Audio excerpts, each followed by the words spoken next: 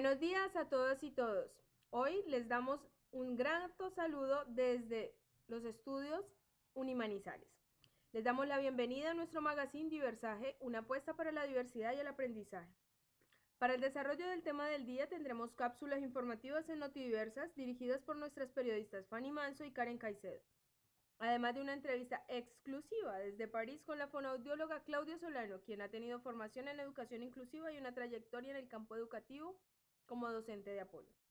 Iniciamos entonces este recorrido desde el mundo en la diversidad, tema que hoy traemos propuesto para ustedes, enfocándonos en la discapacidad como una parte de la diversidad en nuestra sociedad y reconociendo en esta el medio ambiente, dado que cuando hablamos de diversidad nos referimos a la variedad de seres, especies, espacios, saberes, aprendizajes, paisajes, culturas, creencias y capacidades, identificando un mundo abierto a la posibilidad de continuar descubriendo y redescubriendo todo cuanto hay en él y aún más reconociendo a cada ente y actor del mismo como importante para la construcción de una sociedad que apuesta a aprender del otro y de la misma naturaleza, a vivir respetando de cuanto nos rodea como parte al derecho de su propia existencia y desarrollo. Pero, ¿qué es discapacidad? ¿Saben ustedes qué es discapacidad? Pues esta ha sido un concepto asociado a una condición, una situación vista en la minusvalía, en la deficiencia, en la incapacidad de hacer, asociado a un modelo médico que ha trascendido en la historia evolutiva de percepciones, posturas, conocimientos, políticas y constructos hasta llegar a la mirada social y de ejercicio de derechos que evolucionan el concepto a la capacidad de igualdad de oportunidades y calidad en el desarrollo de ser, intentando cada vez más romper con las barreras no solo físicas, sino las actitudinales, que se muestran más densas y que llevan las posturas que segregan, excluyen, rotulan y sesgan nuestra mirada y comprensión hacia la diversidad desde las diferentes esferas alrededor del desarrollo del ser humano como actor principal en la construcción de sociedad para todos con contextos dignos y saludables que también garanticen la diversidad y desarrollo en toda su expansión.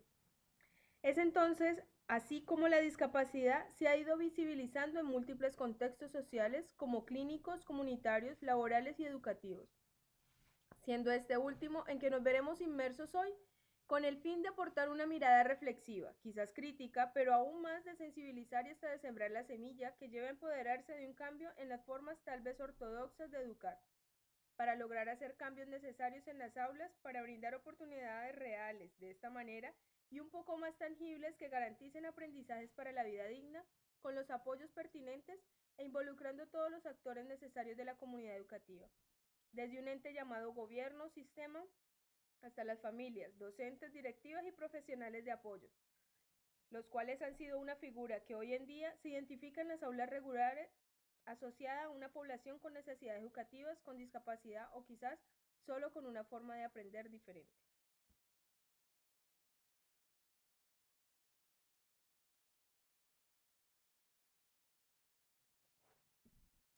Bueno, ahora continuamos como complemento para el desarrollo del tema del día con nuestra invitada especial, la fonoaudióloga Claudia Solano, quien es profesional de apoyo y hoy nos compartirá su experiencia vía Skype. Ella laboró en una institución oficial de la ciudad de Santiago de Cali y su formación en posgrado la ha dirigido a la educación inclusiva. Buenos días, Claudia. Para colocar en contexto a nuestros espectadores, cuéntanos cuál es el rol del profesional de apoyo en las instituciones educativas de Cali que vivenciaste durante tu tiempo laboral en nuestra ciudad. Buenos días, Lorena. Muchas gracias por la invitación. Bueno, te cuento que el rol del profesional de apoyo tiene una gran historia. Iniciemos en 1996, donde sale el decreto 2086, el cual obliga a las instituciones de educación especial a integrar a los niños con necesidades educativas especiales en las escuelas ordinarias. Estas dos instituciones consideran que aparezcan en este camino o se denominaron unidades de atención integral, destinadas a fortalecer el proceso de integración de los estudiantes en las escuelas regulares, a través de cursos de formación para profesores y padres que participan con los niños. Para aquellos chicos que no iban a clases regulares, entonces la asistencia se organizó a través de aulas multigraduales, cuyo objetivo era desarrollar las competencias básicas en lectura, escritura, matemáticas y habilidades sociales. En total, en esa época en Cali se abrieron 21 aulas multigraduales. Posterior a esto, entonces se concreta el decreto 366 de febrero de 2009, en el cual surge el rol de profesional de apoyo, dedicado exclusivamente a la atención de niños, niñas y jóvenes en situación de discapacidad y con capacidades y o talentos excepcionales en la escuela regular. Y este rol es el que actualmente está en Cali y el que desempeñé en una institución educativa y sus 2 sedes. Ok. Cuéntanos entonces acerca de la institución, dónde laboraste y de los procesos que se llevaron a cabo desde la inclusión educativa. Esta institución educativa está trabajando actualmente y fuertemente en la construcción del Plan Talentos, el cual responde a la población con capacidades y o talentos excepcionales. Y paralelo a este trabajo, se intenta entonces responder a la diversidad propia de la escuela. Específicamente en esa época me dediqué a la población en situación de discapacidad y las otras 2 profesionales a la atención de los talentos, población psiquiátrica, entre otras condiciones que son propias de la escuela. Muy interesante, Claudia, pero ¿qué te motivó a elegir tu profesión y dirigirla a la escuela y sobre todo a la atención a la población con discapacidad? Bueno, Lorena, pues mi vida está marcada por la defensa de las minorías que han sido excluidas. Y esas huellas me marcaron para elegir ser fonoaudióloga, trabajar con las personas en situación de discapacidad y posteriormente en mi carrera pues me enfoqué en el ámbito educativo e inicié mi labor en las escuelas, trabajando en la educación inclusiva. Gracias. Y entonces, pues ahora, después de todo este panorama que nos ha mostrado nuestra querida fonoaudióloga y docente de apoyo, profesional de apoyo actualmente, vamos a hacer una pausa y los invitamos a nuestra sección Notidiversas, en la cual les mostraremos personajes diversos trabajando por la diversidad.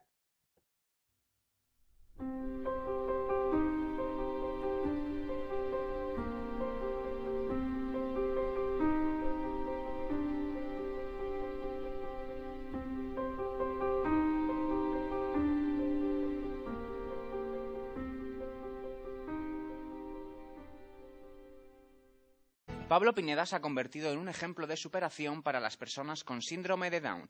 Recientemente ha alcanzado la fama y reconocimiento por haber sido distinguido con la Concha de Plata en el Festival de Cine de San Sebastián gracias a su interpretación en la película Yo también. Oye, ¿tú has tenido novia alguna vez? Sí, más o menos. Y era como tú, ¿no?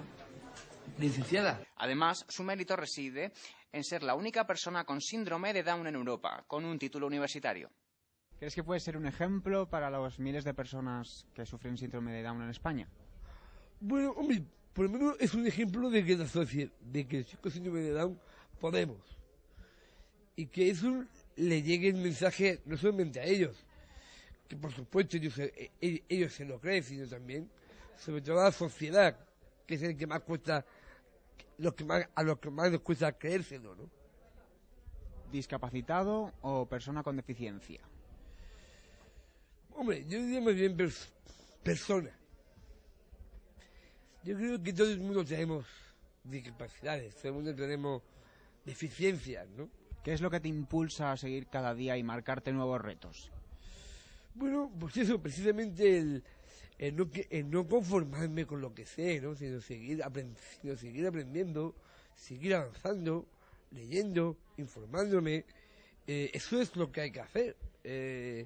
No quedarse en esa aureola de ojo y yo lo sé todo, porque es falso.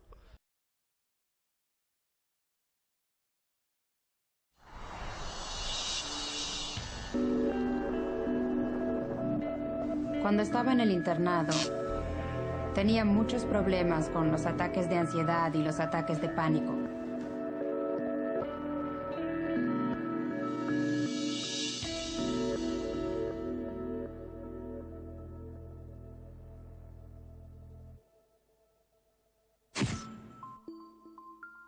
Mi madre dijo, puedes elegir.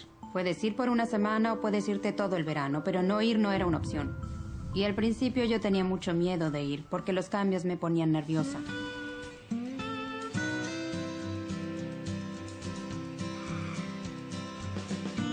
El rancho estaba en LG, en Arizona.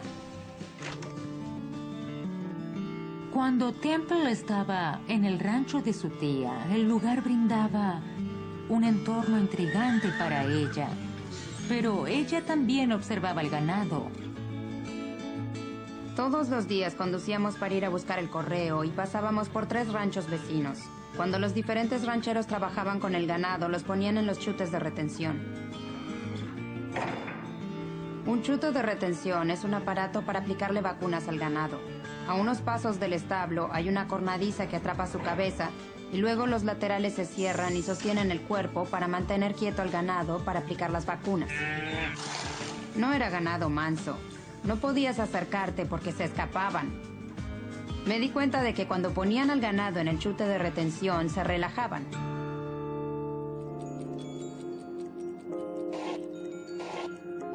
Temple ve las conexiones que son muy importantes a las que otra gente no le presta atención.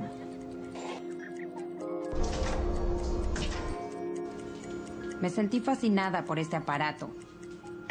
Ella quería sentir lo que el ganado sentía. Y yo estaba desesperada por liberarme de estos horribles ataques de pánico. Las cosas comunes no le funcionaban a ella. Ella podría ir y hacer que alguien la abrazara. Yo pensé, ¿podrá esta cosa calmarme un poco? Y recuerdo que un día tenía un terrible ataque de nervios y le pregunté a mi tía Ann si me podría poner en el gancho.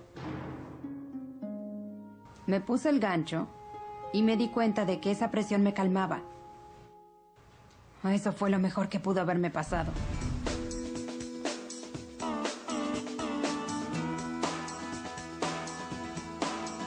Temple regresó y comenzó a construir este artefacto. Bueno, lo hice con varias partes de chatarra que encontré por ahí. Apareció este artefacto y de repente ella no paraba de hablar de él. Muchos creían que era raro, pero era algo de lo que no podía deshacerme y me aliviaba los ataques de pánico. Era obvio que esta máquina de contención funcionaba para Temple. Eso me ayudó a ser más sociable, porque mi sistema nervioso no estaba en constante estado de temor y pánico. Y obviamente luego me obsesioné con él, porque por ser autista te obsesionas con las cosas.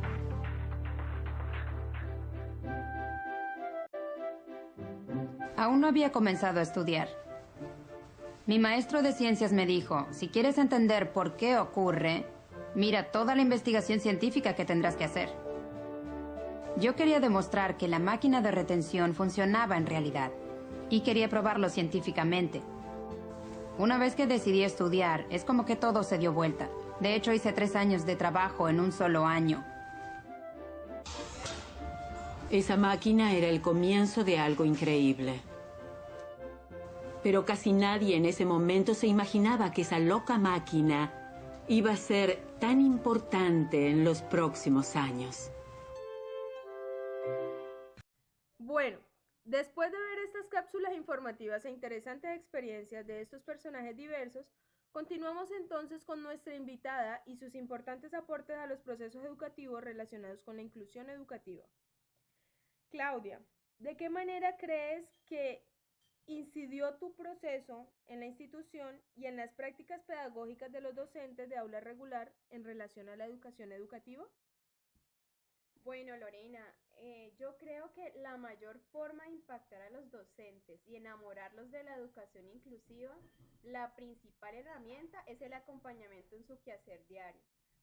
Acompañarlos en sus dudas, sus vivencias, inquietudes, nutrirlos de sus experiencias y realizar un acompañamiento en el cual construimos desde los diversos saberes las respuestas a las necesidades de los niños, niñas y jóvenes en situación de discapacidad.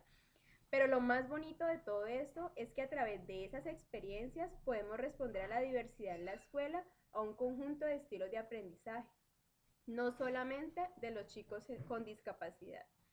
Y esto acompañado con talleres dirigidos a empoderar a los maestros en sus prácticas pedagógicas, en didácticas flexibles, adaptaciones curriculares, estrategias para el manejo de comportamientos alterados, sensibilización en el tema, entre otras temáticas que se ajusten a las necesidades de los docentes. Ok, bastante interesante tus aportes y puede abrir un poco el panorama para aquellos docentes que nos están escuchando. Entonces, desde esa misma experiencia, ¿qué barreras y facilitadores has encontrado en el proceso de inclusión educativa en esa institución?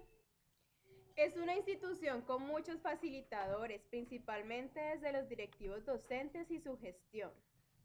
En el contexto institucional se evidencia que así como existen docentes con prácticas pedagógicas alternativas y que son incluyentes frente a la diversidad en el aula, pues también uno se encuentra con docentes que son resistentes al cambio y no ven necesaria la modificación de sus esquemas de enseñanza tradicional, replicando las mismas técnicas e instrumentos utilizados en su propia educación.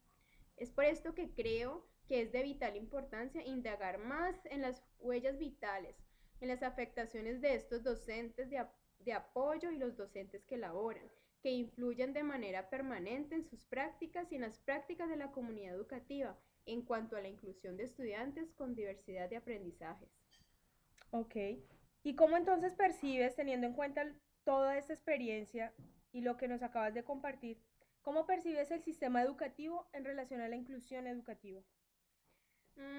Bueno, pues creo que existen muchas falencias en relación a las políticas dirigidas a la educación inclusiva.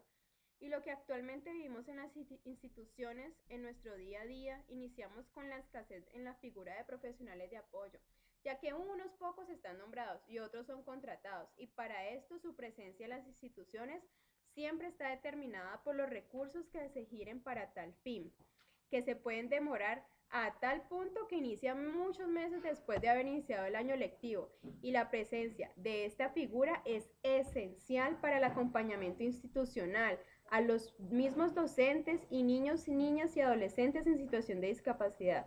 Por lo tanto, estos proyectos no son continuos por los recursos, es mucho el tiempo que deben esperar para que se dé continuidad o se inicien proyectos dirigidos para tal fin.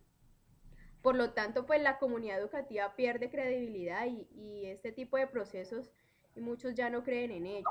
Y por otro lado, se encuentra en el número de estudiantes por aula. Superan los 45 por grupo, siendo un número muy alto para el docente y la dedicación que él necesita para responder a las demandas de cada persona. Es bastante crítico, creo yo, que dentro de un aula regular exista solamente un docente para atender 45 estudiantes y sumado a esto, chicos con discapacidad, creo que es algo muy complejo que también pues lleva a que estos docentes regulares se enfrenten a unas situaciones un poco complejas, así que es de vital importancia contar con un profesional entonces de apoyo en cualquier institución regular. Así es, Lorena. Ok.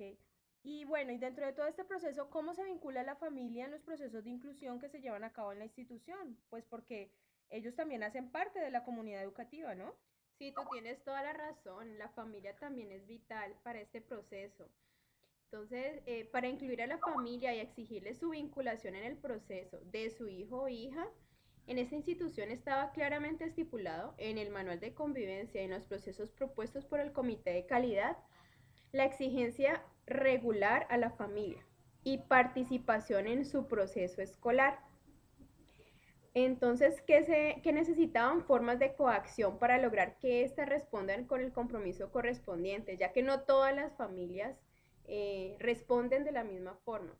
Además de ser necesario aplicar sanciones para las que no cumplan, como una forma de causa-efecto a las respuestas que la familia dé al proceso y llamado que hace la institución como parte de agentes educativos, dado que es la familia un actor vital en esta formación, en este proceso. Entonces, teniendo en cuenta lo anterior, se pensaría que no fuese necesario recurrir a esto, ¿no? Esperando que la adherencia de la familia se diera de una forma natural, pero en esta, como en otras instituciones, los roles del hogar se desplazan un poquito a la escuela, modificándose el papel de esta y variando su función principal.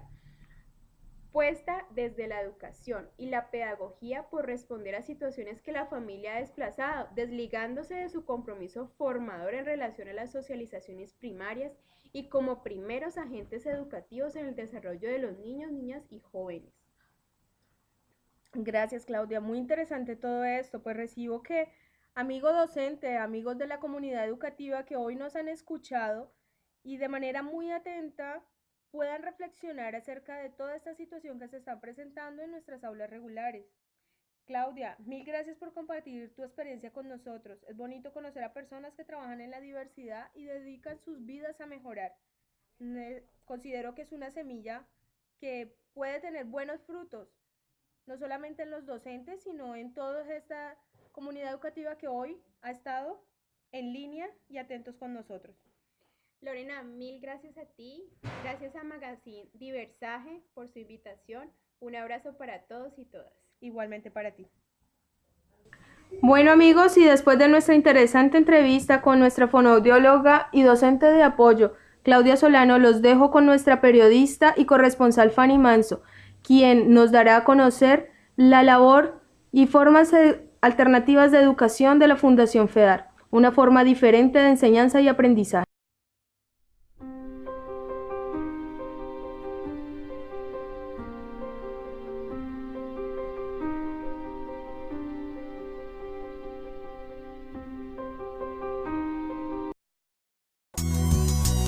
Muy buenos días, amigos y amigas de Notidiverso.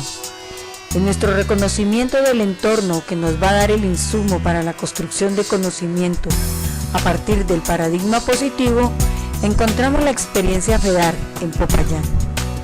Observemos cómo los chicos y chicas de la Fundación, desde sus potencialidades, construyen su forma particular de ver, sentir y representar el mundo.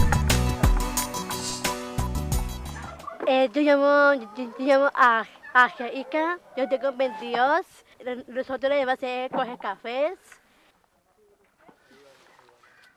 Todos amigas, con amigos.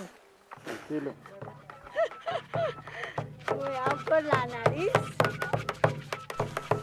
Nos comparten su espacio vocacional, terapéutico y pedagógico, donde son protagonistas de los procesos. Son constructores de mundos posibles, constructores de sentidos desde su sentipensar. Yo le pido a mi casa. Tengo 7 mi hermanas, 6 hermanos y 15 sobrinas.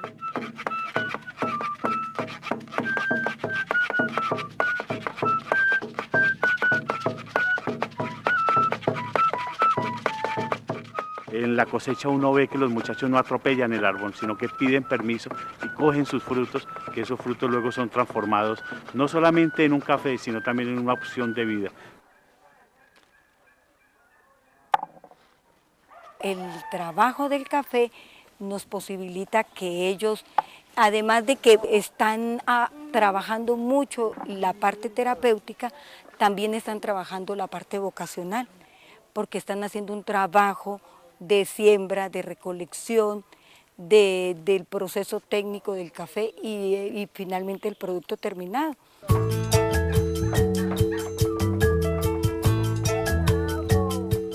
Ahora que me estábamos haciendo con los compañeros, estábamos recogiendo el café, después se lava bien lavadito, ¿no? Después se despulpa ahí, después se mete a esa máquina, y ahí va la máquina, se muele, entonces ya va quedando el papel, y ahí llegan y lo echan en la chispa que dice FEDAR, café FEDAR.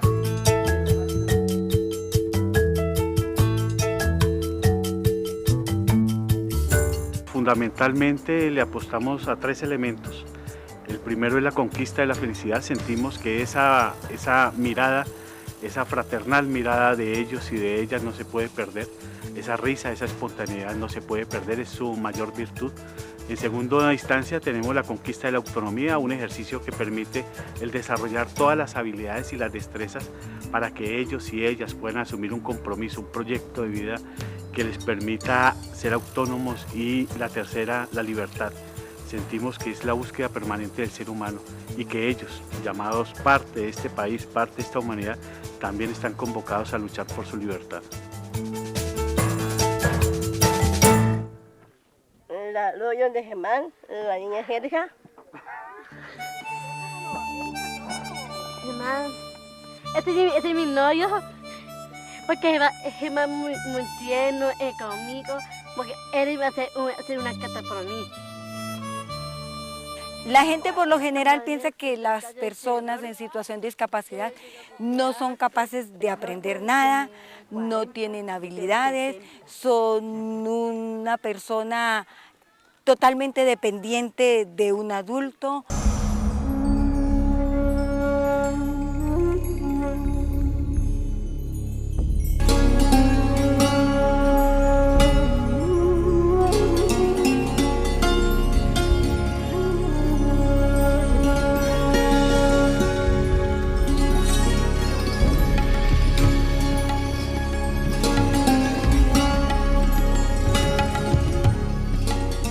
La posibilidad de construir un país profundamente respetuoso de la diferencia, un país en el que podamos vivir todos y todas, depende de la capacidad que tengamos como sociedad de reconocer las potencialidades que cada ser tiene. Debemos romper con el esquema de mirarnos desde la discapacidad y proyectarnos desde las capacidades. Ya por ahí ya lo podemos añadir. ¿Aquí? Ajá.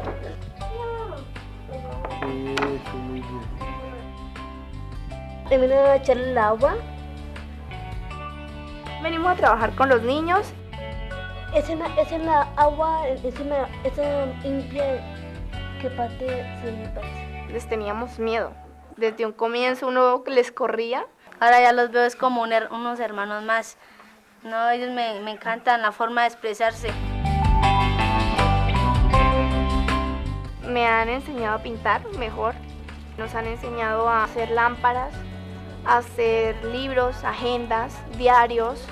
Me encanta la forma como ellos le van explicando a uno para que uno vaya aprendiendo más. La Fundación para la Estimulación en el Desarrollo y las Artes, FEDAR, es una experiencia innovadora que articula un nuevo conocimiento para la sociedad a partir del cambio de imaginarios. Permanentemente estoy haciendo uso de ese lenguaje visual, de ese lenguaje plástico para comunicar, para contar.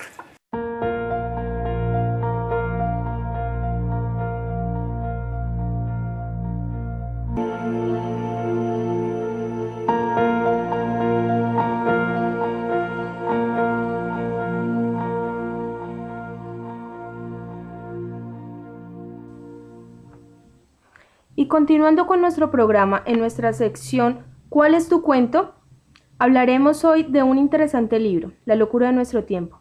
En este libro encontramos los cuentos del maestro y un joven artista, los cuales resaltan cómo el rol del docente puede influir de forma positiva o negativa en los sujetos de aprendizaje, es decir, el papel del maestro como orientador incide en el destino y las vidas de sus educandos. Por ello, las acciones que se desarrollen deben estar permeadas por la reflexión y la pregunta por el otro en una construcción conjunta en beneficio de promover las potencialidades. En la actualidad, el trabajo que planifica el maestro en la mayoría de las instituciones es igual para cada uno de los estudiantes. Son limitadas las estrategias que consideran las particularidades de cada uno de estos. Las didácticas en general no tienen en cuenta las individualidades de cada uno de ellos. Aún es muy común entonces el modelo pedagógico tradicional. Lo anterior para el caso de las personas con discapacidad genera mayores barreras por su diversidad de aprender y la necesidad de estrategias didácticas creativas acorde a sus estilos de aprendizaje.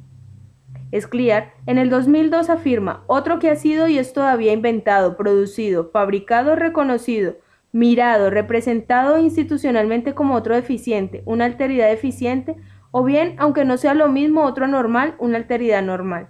Ese normal no tiene cabida en todos los espacios. Ese otro sujeto que aún no se logra compaginar como para uno mismo es aquel con el que la mayoría no sabe qué hacer en un sistema de estándares de calidad y unos pocos intentando incluir. Estos últimos se tornan también distintos, tal vez porque sus huellas y afectaciones difieren a las de sus colegas, permitiéndoles mayor apertura a la aceptación de la diferencia, por llamarlo de alguna manera.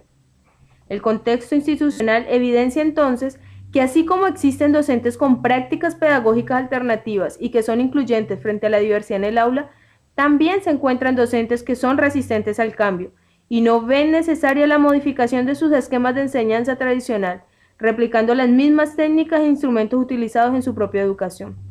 Todo este panorama muestra cómo de manera directa e indirecta el docente influye en la vida de los estudiantes, padres de familia y colegas, transforma por medio de su lenguaje a través de ese poder que le es concedido cuando comparte conocimientos e experiencias con otras personas.